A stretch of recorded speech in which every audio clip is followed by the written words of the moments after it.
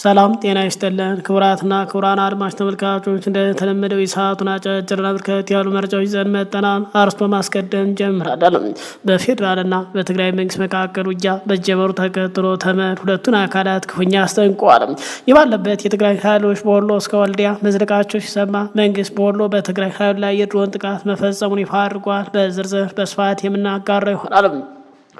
በሌላ በኩል በአዲስ አበባ አጀንዳ ዙሪያ የምክክር ጉባኤ በመቶ የሚቆጠር የምክክሩ ተሳታፊና ባለስልጣናት ጭምር በአዲስ አበባ አጀንዳ የተነሳው አጠቃላይ በእነ ሽመልስ ኃይል ታፍነው መወሰዳቸው ተሰምተዋል።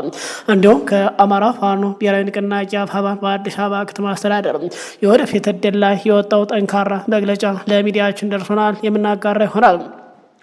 አብራችሁ እስቆዩ። እኔና ሌሎች በርከት ያሉ መረጃዎች በስፋት እናስደምጣለን። እንደተለመደው መረጃውን ላይክ፣ ሼር እያደረጋችሁ በድጋሚ አብረን እንቆይ። ወደ ዕለቱ ዝርዝር መረጃ እናምራ። በፌዴራልና በትግራይ መንግስት መካከል ፍጥጫዎች አለፍ ብሎም ውጊያ መጀመሩ ተከትሎ ተመድ ሁለቱን አካላት አስጠንቅቋል። የተባበሩት መንግስታት ድርጅት የኢትዮጵያ ፌዴራል መንግስትና የትግራይ ክልል የፖለቲካ መሪዎች ህዝቡ ድምጽ በጥብቅ እንዲሰሙ ጥሪ አቅርበዋል።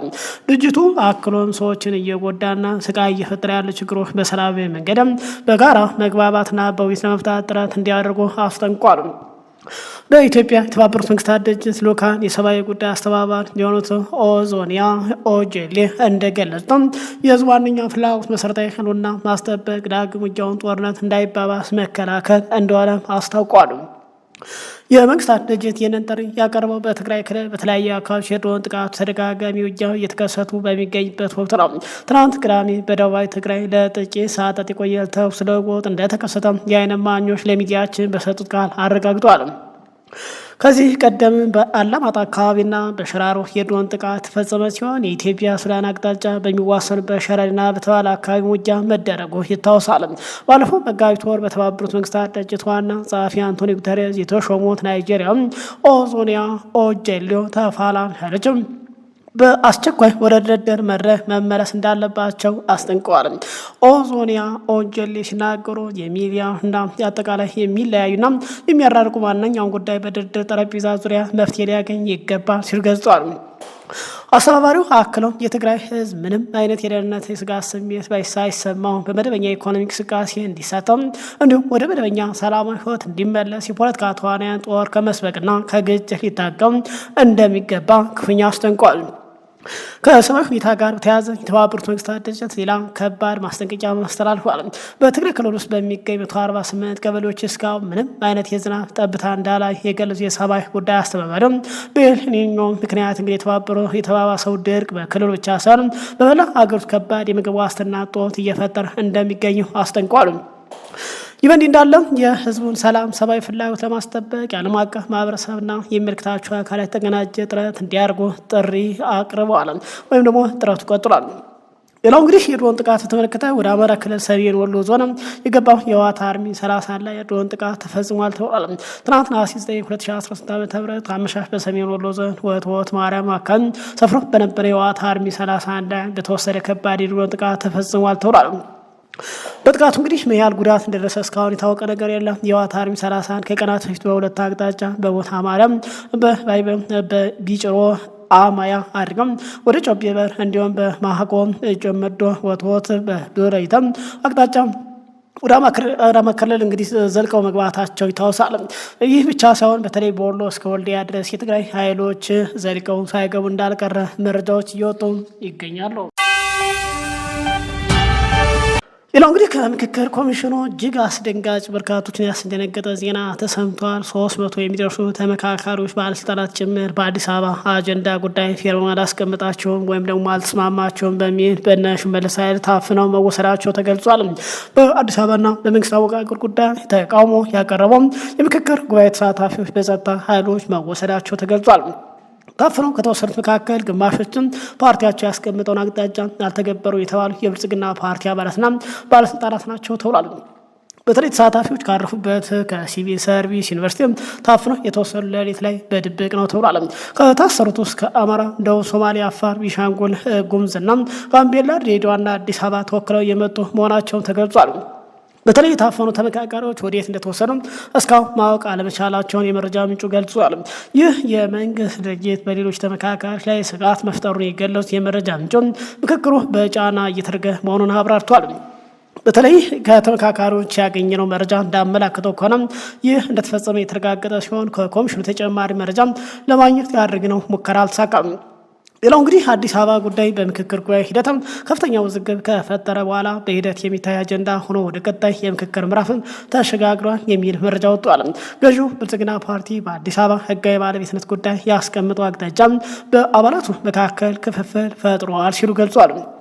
መንግስት በአጀንዳነት በያዛቸው ጉዳይ ላይ የበላይነት ለመውሰድ ኮሚሽኑ ከሚያውቃቸው ውጭ በመቶ የሚቆጠር ተመካካሪዎችን አስገብቶ እንደነበር የዓይን እማኞች ተናግሯል። በአሁኑ በመካሄድ ላይ ባሉ ሀገራዊ ምክክር ሂደት ውስጥ የአዲስ አበባ ከተማ አስተዳደራዊ ሁኔታ ባለቤትነትና የፌዴራል መንግስት መቀመጫነት በተመለከተ የተነሱ ሀሳብ ከፍተኛ የፖለቲካ ክርክር፣ የሞራን ትችት እያስነሱ ይገኛሉ ተብሏል። በውይይት ወቅት በተለይ ከተማዋን በተመለከተ የቀረቡ የመፍትሄ ሀሳቦች የህግ ማዕቀፍ ጥያቄ በፖለቲካ ተዋንያን መካከል የሰፋ የሀሳብ ልዩነት ፈጥሯል ሲሉ ገልጿል። አንዳንድ የፖለቲካ ተንታኞች እንደሚሉት አዲስ አበባ በህገ መንግስቱ ማዕቀፍ ውስጥ ራሷን የምታስተዳድር የሁሉም ኢትዮጵያ ማዕከል ሆና የቆየች በመሆኑ የከተማ ነዋሪዎችና የመላው ኢትዮጵያን እኩል መብት በሚያረጋግጥ መልኩ ሊቃኙት ይገባል ሲሉ ይከራከራሉ። በላ በኩል እንግዲህ በቅርቡ በተካሄደ በርካታ ተሳታፊዎች በተገኙበት የውይይት መድረክ ላይ በአዲስ አበባ ጉዳይ ድምፅ የመስጠትና አቋም የመያዝ ሂደቱን በተመለከተ እንግዲህ ቅሬታዎች መደመጣቸው ተገልጿል።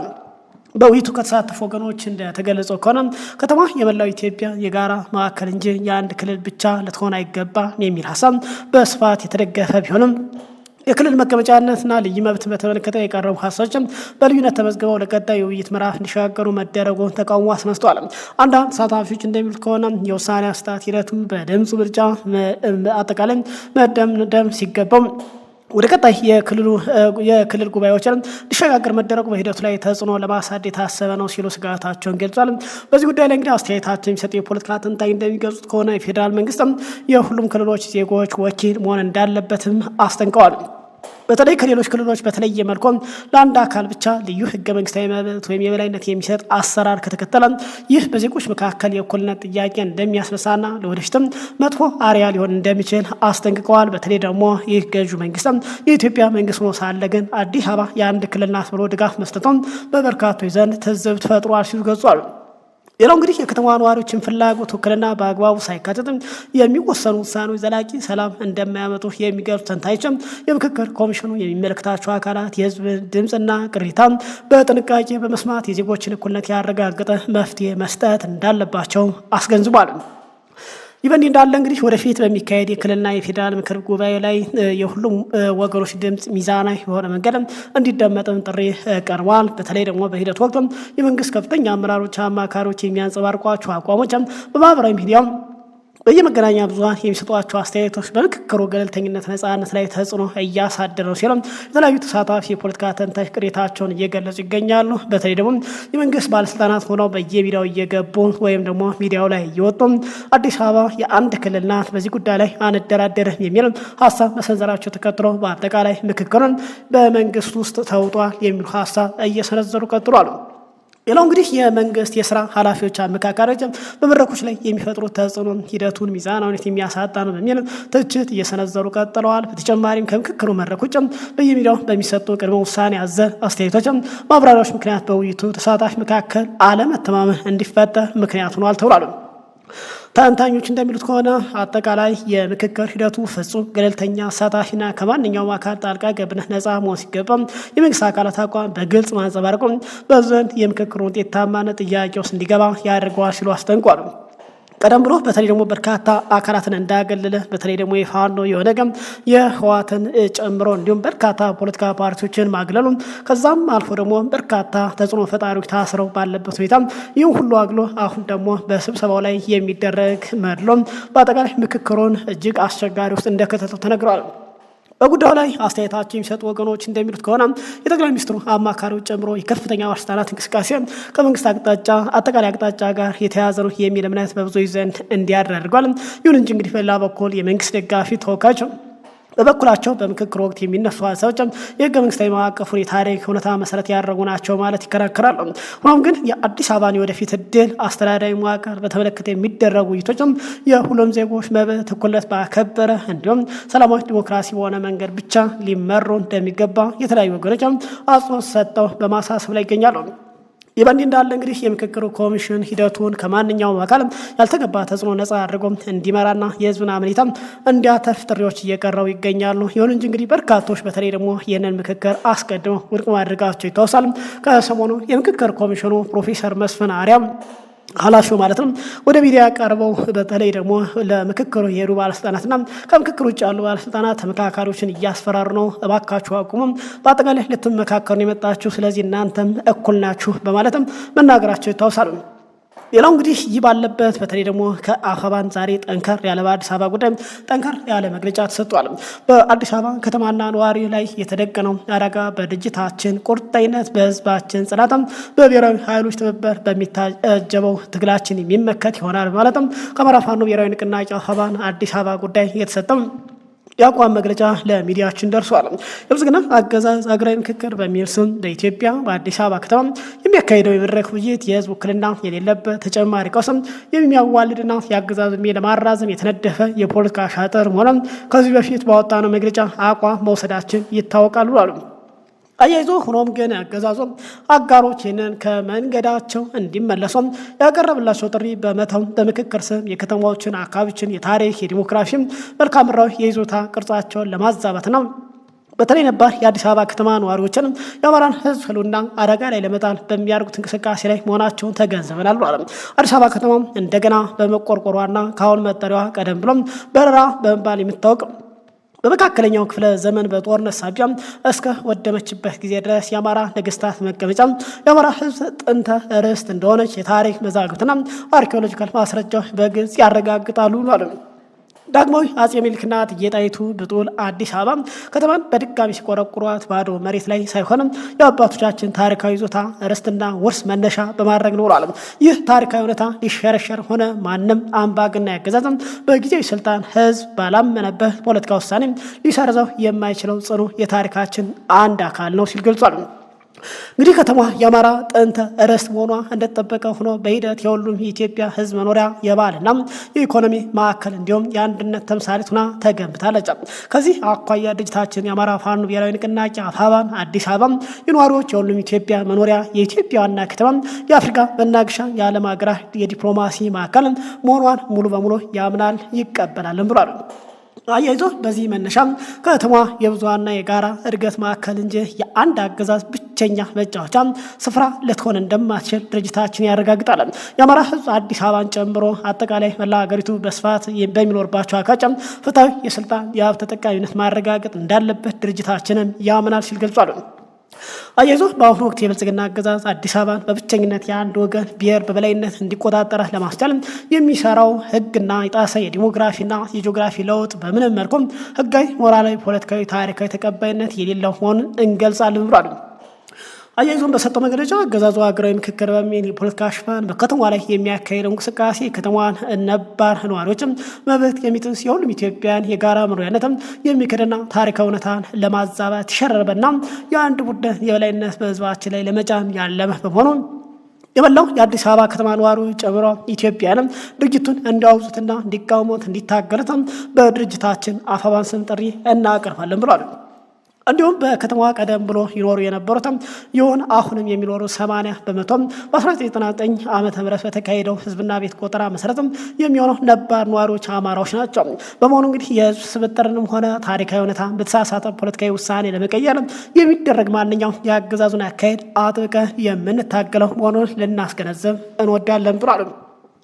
አያይዞ በሰጠው መግለጫ የአማራ ህዝብ በገንዛ ሀገሩ ከገጠመው ሁለንተናዊ አደጋ ባሻገር ድርጅታችን የአማራ ፋኖ ብሔራዊ ንቅናቄ አፋብን ወደ ትግል ውስጥ ለመግባት ካስገደዱት ምክንያቶች መካከል በአዲስ አበባ ከተማ በአገዛዙ የተደቀነው የዲሞግራፊ ለውጥ አደጋ፣ የከተማዋን ቀደምት ባለቤቶች ነባር ነዋሪዎች በማፈናቀል የአማራ ህዝብ ከከተማዋ ጋር ያለውን ታሪካዊና ማህበራዊ ትስስር በመበጣጠሱ ከህዝቦች ተፈጥሯዊ መስተጋብር ውጭም በሆነ መልኩ የባህል የቋንቋ የተለያዩ አመለካከቶችን ለመጫን የሚደረግ ሩጫ ይገኝበታል ብሏል። በመሆኑም ድርጅታችን አፋባን ከምንጊዜውም በላይ ሁኔታ ውስጣዊ አንድነቱን አደረጃጀቱ ጠብቆ መጓዝ አምባገነኑን አገዛዝ በጀመርነው ትግልም በመቀየር ለአማራ ህዝብ ብሎም ለሁሉም ኢትዮጵያ የሚስማማው የዜጎችን ሰብአዊ ዲሞክራሲ መብትም የሚያከብር ስርዓት መንግስት በመገንባት ፍትህ፣ እኩልነት፣ የህግ የበላይነት ከልብ አሻገር አዲስ አበባ የነዋሪዎች የሁሉም ኢትዮጵያ የጋራ መኖሪያና ዋና ከተማ የአንድነትና የእድገት ማዕከል ሆና እንድትቀጥል ይታገላሉ አሉ። ሀገሪቱ እንግዲህ ከገባችበት ጥልቅ የፖለቲካ የፍትህ የእኩልነት ቀውስ መውጣት የምትችለው የህዝቧን ሰብአዊ ዲሞክራሲያን መብቶች በማፈን ሀገሪቱን ማቋረጥ ቀውስ ውስጥ እየመራ ያለውን አገዛዝ በህዝባዊ ትግል ሙሉ በሙሉ መቀየር ሲቻል ብቻ መሆኑን አፋባን በጽኑ ያምናሉ አሉ። በስተመጨረሻም የብልጽግና አገዛዝ በአዲስ አበባ ከተማና በህዝባችን ላይ በምክክር ስም የጠነሰሰው የፖለቲካ ሻጥር የፈጠረው አደጋ በድርጅታችን ቁርጠኝነት፣ በህዝባችን ጽናት፣ በብሔራዊ ኃይሎች ትብብር በሚታጅበት ትግላችን የሚመከት ይሆናል ሲል የአማራ ፋኖ ብሔራዊ ንቅናቄ አፋባን እንግዲህ በአዲስ አበባ ጉዳይ አቋሙን ይፋ አድርጓል። ክቡራን አድማጭ ተመልካቾች ሰዓቱ መረጃ ይመስላል። ከሰዓታት በኋላ በሌላ አዳዲስ ወቅታዊ መረጃ በድጋሚ እንገናኛለን። እስከዛው ሰላም ቆዩ።